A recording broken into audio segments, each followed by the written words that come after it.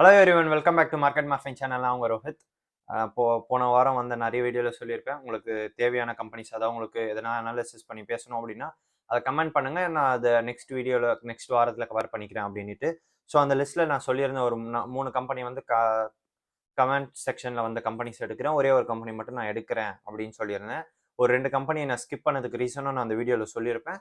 So அந்த லிஸ்ட்டில் நான் வந்து சொன்னதில் நான் செலக்ட் பண்ணியிருக்கிற ஒரு கம்பெனி டாடா பவர். அண்ட் நான் அப்பயே சொல்லியிருந்தேன், இது ஒரு டாடா கம்பெனி. அவங்க பேசிக்காக என்ன பண்ணுறாங்க அப்படின்னு பார்த்தீங்கன்னா, எலக்ட்ரிசிட்டி ட்ரான்ஸ்ஃபர் பண்ணுறாங்க அண்ட் எனர்ஜிஸை ட்ரான்ஸ்ஃபர் பண்ணுறாங்க அண்ட் இவி ஸ்டேஷன்ஸை ஃபார் டாடா கார்ஸ்க்கு வந்து பில்ட் பண்ணிட்டு இருக்காங்க. இவி ஸ்டேஷனும் பில்ட் பண்ணிட்டு இருக்காங்க. இதை தான் இவங்களுடைய பேசிக் பிஸ்னஸ் மாடலாக சொல்லியிருந்தேன். ஸோ இவங்களுடைய மார்க்கெட் கேப்ல இருந்து ஸ்டார்ட் பண்ணிட்டு போயிடலாம். ஸோ இவங்களுடைய மார்க்கெட் கேப் வந்து 1,04,376 crores, 1,04,376 கோடி.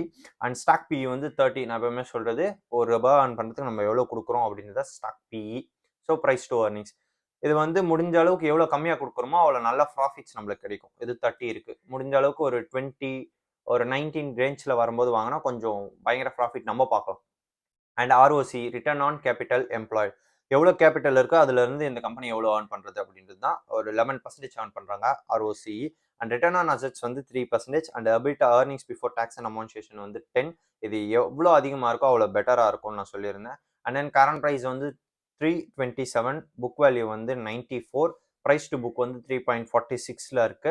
And ROE, return on equity வந்து 12% இருக்கு. இன்ட்ரன்சிக் வேல்யூ வந்து 144 மார்க்கெட் வேல்யூவேட் பண்ணியிருக்கு. அண்ட் கரண்ட் ப்ரைஸ்க்கும் அதுக்கும் டபுள் த டைம் இருக்கு. ஸோ மார்ஜின் ஆஃப் சேஃப்டி இங்கே மிஸ் ஆச்சு, ஸ்டாக் பி அங்கே போயிடுச்சு. அண்ட் புக் ப்ரைஸ் டு புக்கும் ரொம்ப அதிகமாக இருக்கு. ஸோ இந்த ப்ரைஸில் இதை வாங்க முடியாது. பட் ஒரு நல்ல பிஸ்னஸ் மாடல். பிகாஸ் இதுக்கப்புறம் ஃபியூச்சர் என்ன அப்படின்னு பார்த்தீங்கன்னா இவி, எலக்ட்ரானிக் வெஹிக்கல்ஸ் தான். ஸோ எலக்ட்ரானிக் வெஹிக்கல்ஸ்க்கு ரொம்ப இப்போ மேஜர் ப்ராப்ளம் என்ன இருக்குன்னா, வீட்டில் தான் சார்ஜ் போட முடியும். நான் எங்கிட்ட எடுத்துகிட்டு போய் எந்த போர்ட்டில் சார்ஜ் போடுறது அப்படின்ட்டு. ஸோ அந்த ப்ராப்ளத்தை சால்வ் பண்ண போகிறது இந்த கம்பெனி தான். கிட்டத்தட்ட 1 lakh plus இவி ஸ்டேஷன்ஸை போடுவேன் அப்படின்னு சொல்லியிருக்காங்க 2025 இந்தியா ஃபுல்லாக. ஸோ ஃபியூச்சரை நோக்கி இந்த கம்பெனிஸை நம்ம பார்க்கணும். இப்போ ப்ரெசென்ட்ல பெருசாக டெவலப்மெண்ட் அப்படின்னு சொல்றதை விட ஃபியூச்சரில் பார்க்கணும் இந்த கம்பெனிஸை. அண்ட் ஏர்னிங் பர் ஷேர் வந்து 11 rupees. அண்ட் டிவிடெண்ட் ஹீல் வந்து 0.61%. ஃபேஸ் வேல்யூ வந்து 1. And promoter holding 46.9%. இவங்க பேசிக்காக நான் சொல்லிட்டேன் பிஸ்னஸ் மாடல் என்னன்னுட்டு. அதில் என்னென்ன பண்ணுறாங்க அப்படின்னு பார்த்தீங்கன்னா, ரூஃப் டாப் சோலார் பேனல்ஸ் இருக்குல்ல, ஸோ அதையும் போட்டு கொடுக்குறாங்க. And renewable sources, non renewable சோர்சஸும் பண்ணி கொடுத்துட்ருக்காங்க. அண்ட் இவங்க வந்து மேஜராக எதுக்கு இப்போ கான்சென்ட்ரேட் பண்ணிட்டு இருக்காங்கன்னா, இவி ஸ்டேஷன் பில்ட் பண்ணுறது தான் கான்சென்ட்ரேட் பண்ணிட்டு இருக்காங்க. இது இவங்களுடைய பேசிக் விஷயம். அண்ட் 2024 ஜூலைக்குள்ள, அதாவது ஃபர்ஸ்ட் ஆஃப் 2024 அப்படின்னு சொல்றாங்க. ஜூலை கிட்ட 14,308 megawatts of energy capacity ready ஆகும் அப்படின்னு சொல்லியிருக்காங்க. அதுல என்னென்ன ஆட் ஆகுது அப்படின்னு பார்த்தீங்கன்னா, தனித்தனியாக பிரிக்கிறாங்க. 8,860 மெகாவாட்ஸ் ஆஃப் தெர்மலும் அண்ட் 1,007 மெகாவாட்ஸ் ஆஃப் விண்டும், 880 மெகாவாட்ஸ் ஆஃப் ஹைட்ரோ எனர்ஜியும் and 443 megawatts of waste heat recovery மூலியமா ஏர்ன் பண்ற அந்த எனர்ஜியும் அண்ட் 3,191 மெகாவாட் சோலார் எனர்ஜியும் அண்ட் 3,700 மெகாவாட்ஸ் ரினியூவபிள் கெப்பாசிட்டி. அதுல தேவையான இது கன்ஸ்ட்ரக்ஷன் போயிட்டு இருக்கு, அதுக்கு தேவையான எனர்ஜிஸ்க்கு அப்படின்னு சொல்லிட்டு இருக்காங்க. அண்ட் தென் 2.8 வாட்ஸ் ஜிகாவாட்ஸ், மெகாவாட்ஸை விட ஜிகாவாட்ஸ். இப்போ எப்படி எம்பிஜிபி சொல்றோம், ஜிகாவாட்ஸ் தான் அதிகம். So 2.8 gigawatts of pumped hydro projects மூலிமா இது பண்ணிட்டு இருக்காங்க. அது வந்து டோட்டல் வேல்யூவேஷன் வந்து 18,700 crores. அண்ட் சோலார் பேனல்ஸும் ரெடி பண்ணி கொடுத்துட்டு இருக்காங்க. ஆர்டர் புக் இதுதான் அவங்களுடைய இப்போதைக்கு இருக்கிறதுல கொஞ்சம் லார்ஜஸ்ட் ப்ராடக்டா சொல்லிட்டு இருக்காங்க. அண்ட் தென் இவங்க வந்து பப்ளிக் 4,900 பப்ளிக் இவி சார்ஜஸ் ரெடி பண்ணி கொடுத்துருக்காங்க. அண்ட் தென் வந்து எவ்வளோ சிட்டிஸ் டவுன்ஸை கவர் பண்ணுறாங்கன்னா 442 சிட்டிஸ் அண்ட் டவுன்ஸை கவர் பண்ணுறாங்க, எல்லாம் சேர்த்து. அண்ட் 4.9 ஜிகாவாட்ஸ் ஆஃப் மேனுஃபேக்சரிங் பண்ணிட்டு இருக்காங்க. விச் மீன்ஸ் ஃபார் இந்த EV and cellular and cell module, அதுக்கு தேவையான எனர்ஜிஸும் இவங்க ப்ரொவைட் பண்ணிட்டு வந்துட்டு இருக்காங்க. இவங்க எங்கெல்லாம் இன்ஸ்டால் பண்ணியிருக்காங்க, எதெல்லாம் இன்ஸ்டால் பண்ணியிருக்காங்க அப்படின்னு, அதான் எனர்ஜி டிரான்சிஷன் பண்ணுறாங்களா. ஸோ இதுல எல்லாம் பண்ணிட்டு இருக்காங்க அப்படின்னு பார்த்தீங்கன்னா, சோலார்ல ஒரு 22%, விண்ட்ல ஒரு 7%, அண்ட் வேஸ்ட் ஹீட் பிஎஃப்ஜி அப்படின்றதுல ஒரு 3%, ஹைட்ரோ எனர்ஜியில ஒரு 6%, தெர்மல்ல 62%. இதுல வந்து இந்த கெப்பாசிட்டி எல்லாம் கரெக்டா எதுல அதிகமாக யூஸ் பண்றாங்க அப்படின்னு பார்த்தீங்கன்னா, தெர்மல்ல 77%, அண்ட் முண்ட்ரா எனர்ஜி ஸ்டேஷன் அப்படின்னு ஒன்று குஜராத்தில் ஒன்று இருக்குது. ஸோ அதில் ஒரு 51%. அண்ட் எம்போ ஹைட்ரோ பர்சன்டேஜில் அதில் அந்த எனர்ஜியில் ஒரு 45% யூஸ் பண்ணுறாங்க. அண்ட் விண்டில் ஒரு 28%, சோலாரில் ஒரு 23%. அண்ட் இவங்களுடைய ப்ரெசன்ஸ் வேல்யூ செயின் எங்கெல்லாம் இருக்குது, இவங்களுடைய வேல்யூவேஷன் எங்கெல்லாம் இருக்குது, டாமினன்ட் எங்கெல்லாம் இருக்குது அப்படின்னு பார்த்தீங்கன்னா ஜென்ரேஷன் செக்மெண்ட் அப்படின்னு சொல்லுவாங்க. ஜென்ரேஷன் செக்மெண்ட் அப்படின்றது நான் ரினியூவபிள் ரிசோர்சஸ் அப்படின்னு சொல்லுவாங்க. விச் மீன்ஸ் பழைய பொருட்கள், அதாவது மீன்ஸ் கோல், கேஸ், ஆயில் எல்லாம் சொல்லுவோம். ஒரு வாட்டி யூஸ் பண்ணிட்டு அதை ரிட்டர்ன் யூஸ் பண்ண முடியாது. ஸோ அதெல்லாம் நான் ரினியூவபிள் ரிசோர்சஸாக சொல்லுவாங்க. அதெல்லாம் கொஞ்சம் ப்ரீஷியஸ். ஒரு வாட்டி காலி ஆயிடுச்சுன்னா ரிட்டர்ன் கிரியேட் பண்ண முடியாது, ரொம்ப வருஷம் ஆகும் அது வர்றதுக்கு அப்படின்னு சொல்லுவாங்கல்ல. ஸோ அதில் பண்ணிட்டு இருக்காங்க.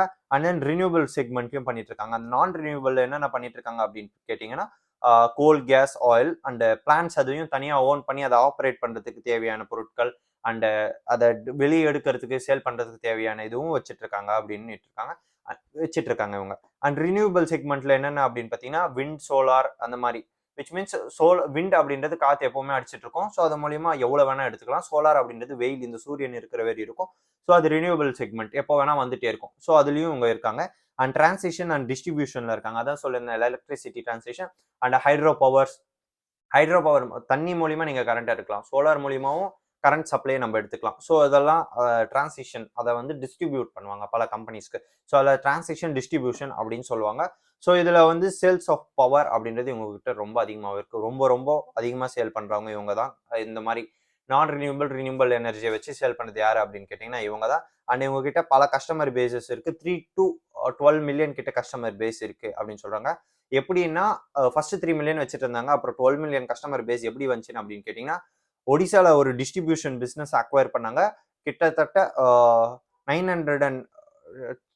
906 பைப்லைன்ஸ் இருக்கு அது கிட்ட மட்டும். அண்ட் 4383 டிஸ்ட்ரிபியூஷன் பிஸ்னஸ் அது கீழே வருது. இவங்க டோட்டலா எவ்வளவு பண்ணிட்டு இருக்காங்க. இது மூலியமா தான் அவங்களுடைய 12 மில்லியன் கஸ்டமர் பேஸும் டெவலப் ஆச்சு. இது ஃபுல்லா power company, renewable resources, energy அப்படின்றதுலாம் ஒரு டிஃப்ரெண்டா இருக்கும். ஏன் அப்படின்னு கேட்டீங்கன்னா இது வந்து நம்ம பேசிக்கா டே டு டே லைஃப்ல நம்ம பார்க்க மாட்டோம். இப்போ ஒரு பிஸ்கெட் பேக்கெட்னா நம்ம டே டு லைஃப்ல வாங்குறோம், விற்கிறோம். ஸோ அதனால நம்மளுக்கு பிரச்சனை கிடையாது. நம்ம ஒரு கடை போட்டு கூட வித்துக்கலாம். ஸோ அதனால நம்மளுக்கு பெருசா டிஃபரன்ஸ். இது எனர்ஜி கம்பெனி அப்படின்றதுனால நம்மளுக்கு முதல்ல பிசினஸ் மாடல் புரியுறதே ரொம்ப கஷ்டமா இருக்கும்.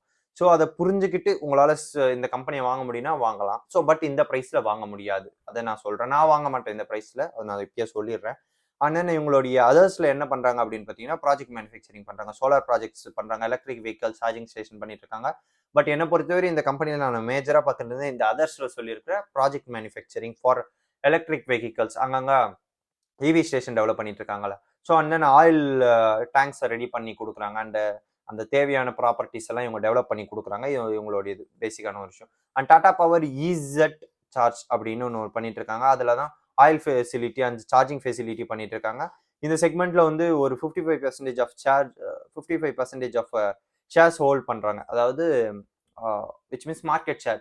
இவி ஸ்டேஷன் இப்போ 100 ஸ்டேஷன் இருக்குன்னா வேர்ல்டு வைட் சொல்றேன், நான் இந்தியா வைட் சொல்றேன். ஸோ இந்தியாவில் 100 ஸ்டேஷன் இருக்குன்னா அதில் 55 ஸ்டேஷன்ஸ் வந்து இவங்களது தான் இருக்கு. அண்ட் 85% ஆஃப் அவங்களுடைய ஒர்க் கம்ப்ளீட் ஆயிட்டு இருக்கு அப்படின்னு சொல்றாங்க. கிட்டத்தட்ட 442 சிட்டிஸ்ல கவர் பண்ணியிருக்கேன் அப்படின்னு சொல்லியிருக்காங்க. அண்ட் ரெவன்யூ ஸ்பிளிட் வந்து தெர்மல், ஹைட்ரோ, கோல் இது மூணு சேர்த்து ஒரு 32%. அண்ட் ரினியூவபிள் எனர்ஜி மூலியமா ஒரு 14%. Transition and distributions of electricity எனர்ஜியில் ஒரு 54% ஏர்ன் பண்ணிட்டு இருக்காங்க. அண்ட் இவங்களுடைய ப்ராஜெக்ட்ஸ் வந்து பல இடத்துல இருக்கு. 1000 மெகாவாட்ஸ் சப்ளை பண்றதுக்கு பியூபூரி பிஎஸ்பி பான்ஃபைல் ப்ராஜெக்ட்ஸ் அப்படின்னு ஒன்று பண்ணிட்டு இருக்காங்க.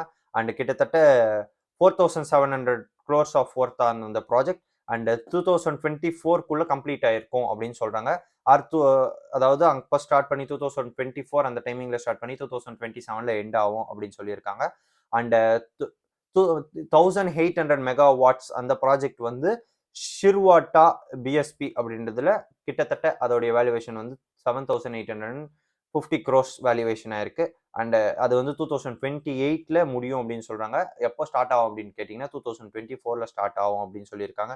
அண்ட் இந்த கம்பெனி வந்து 2030 500 megawatts of current and 45 gigawatts வந்து அவுட்புட் கொடுக்கணும் அப்படின்னு யோசிச்சுட்டு இருக்காங்க. விச் மீன்ஸ் இந்த 500 ஜிகாவாட்ஸ் அப்படின்றது வந்து பர் இயர் அண்ட் 45 ஜிகாவாட்ஸ் அப்படின்றது பர் மந்த்ல கால்குலேட் பண்ணிட்டு இருக்காங்க. அந்த அளவுக்கு நாங்களும் கொடுப்போம் அப்படின்னு சொல்லிட்டு இருக்காங்க. மிச்ச கம்பெனிஸ் யாரும் இவ்வளவு கொடுக்கறதுல இவங்க இன்னும் டாமினன்ட் ஆகணும்னு யோசிச்சுட்டு இருக்காங்க. அந்த இவி ஸ்டேஷன்லயும் டெவலப் ஆயிட்டு வந்துட்டு இருக்காங்க. இதுதான் இவங்களுடைய பேசிக் பிஸ்னஸ் மாடல். இவங்களுடைய ப்ரோஸ் அண்ட் கான்ஸ் என்ன அப்படின்னு பார்த்தீங்கன்னா, எப்பயும் சொல்ற மாதிரி தான். ப்ரோஸ் வந்து எல்லாம் பெட்டரா இருக்கு. கம்பெனி, டாடா கம்பெனி எல்லாம் ஓகே. இவங்களுடைய இது what is that book value கொஞ்சம் அதிகமா இருக்கு. ஸ்டாக் பியும் அதிகமா இருக்கு. ஸோ இந்த பிரைஸ்ல வாங்க முடியாது அப்படின்றது கான்ஸ். நானும் அதை ஒத்துக்கிறேன் இந்த வாட்டி. அண்ட் தென் இவங்களுடைய அப்போசிஷன்ஸ் யாரு அப்படின்னு சொல்லியிருக்காங்க அப்படின்னு பார்த்தீங்கன்னா, NTPC and Adani green power grid and Adani power, Adani energy. So என்ன பொறுத்தவரை என்னன்னா, அதானியா டாட்டாவான்னு கேட்டிங்கன்னா, நான் எப்பவுமே டாட்டாவை தான் சூஸ் பண்ணுவேன். பிகாஸ் என்னதான் அவங்க ஸ்டாக் பி கம்மியா இருந்தாலும் ஆஸ் அ மாடலா 150 வருஷம் இருக்காங்களா? இல்ல 10 வருஷத்துல ஒருத்தரால அவ்வளோ ஏர்ன் பண்ண முடியுமா? அப்படின்னு நீங்களே உங்களை கேட்டு பார்த்துக்கோங்க. உங்களால 10 வருஷத்துக்கு முன்னாடி டைமண்ட் பிசினஸ் ஸ்டார்ட் பண்ணி 10 வருஷத்துக்கு அப்புறம் இந்தியா செகண்ட் லார்ஜஸ்ட் பில்லியனர் இல்ல world's third largest, fourth largest billionaire உங்களால இருக்க முடியும்னா கிடையாது. யாராலையும் இருக்க முடியாது. 10 வருஷத்துல அவ்வளோ பெரிய டெவலப்மெண்ட் யாராலையும் பண்ண முடியாது. எவ்வளோ பிசினஸஸ் பண்ணாலும் அதை பண்ண முடியாது. ஸோ உள்ள என்ன நடக்குதுன்னு பல விஷயம் தெரியல. இப்போ கூட ரீசெண்டா நடந்தது 75% ஆஃப் பிளஸ் ஸ்டேக்கை வந்து அவங்க ஃபேமிலியை ஓன் பண்ணுது அப்படின்ட்டு. பட் நான் இதுவரையும் டாட்டால அந்த மாதிரி ப்ராப்ளத்தை எப்பயுமே கேள்விப்பட்டது கிடையாது. ஒரு டாடா கம்பெனி திவால் ஆகுதுன்றதுக்கு முன்னாடியே காசு எடுத்து முன்னாடியே கொடுத்துருவாங்க. ஸோ இதெல்லாம் பல எக்ஸாம்பிள்ஸ் இருக்கு. டாட்டாவா அதானியான்னு கேட்டால் நான் டாட்டாவை தான் சூஸ் பண்ணுவேன். ஸோ இதுதான் பேசிக்கான ஒரு விஷயம் பர்ஸ்ல. And not last year last quarter எவ்வளோ ஏர்ன் பண்ணாங்க அப்படின்னா 1017 crores ஏர்ன் பண்ணாங்க லாஸ்ட் குவார்டர் மட்டும். ஏர்னிங் பர் ஷேர் வந்து 2.74. லாஸ்ட் இயர் எவ்வளோ ஏர்ன் பண்ணாங்கன்னா 3810 crores and earning per share வந்து 10 rupees. அண்ட் ஃபியூச்சர்ல எவ்வளோ ஏர்ன் பண்ணுவாங்க நெக்ஸ்ட் இயர் அப்படின்னு பார்த்தீங்கன்னா மார்க்கெட் வேல்யூவேட் பண்ணியிருக்கிறது 4149 crores and earning per share வந்து 11 கால்குலேட் பண்ணியிருக்காங்க. ஃபியூச்சர்ல எவ்வளோ ஏர்ன் பண்ணுவாங்க. அவங்களுடைய ஷேர் ஹோல்டிங் பேட்டர்ன் பார்த்தீங்கன்னா ப்ரொமோட்டர்ஸ் வந்து 46.86% அண்ட் எஃப்ஏஇஸ் வந்து 10% அண்ட் டிஏஇஸ் வந்து 15% அண்ட் கவர்மெண்ட் வந்து 0.32% அண்ட் பப்ளிக் வந்து 27%. நான் எப்பவுமே சொல்றது எஃப்ஏஇஸ்ன்றது foreign institutional investors, DA direct institutional investors. இந்த எஃப்ஏஎஸ் அப்படின்றவங்க ஃபாரின்ல இருக்கிற ஒரு பெரிய இன்ஸ்டியூட் நம்ம கம்பெனிஸை ஷேர் ஹோல்ட் பண்ணுவாங்க. ஒரு செட் ஆஃப் பீப்புள் அவங்க கிட்ட காசு கொடுப்பாங்க. அவங்க அனாலிசிஸ் பண்ணி இன்வெஸ்ட் பண்ணுவாங்க. ஸோ இவங்க கிட்ட ஒரு அனாலிசிஸ் டீமே இருக்கும், பெரிய பேஸே இருக்கும். எல்லாமே அனாலிசிஸ் பண்ணி கரெக்டாக தான் பண்ணுவாங்க.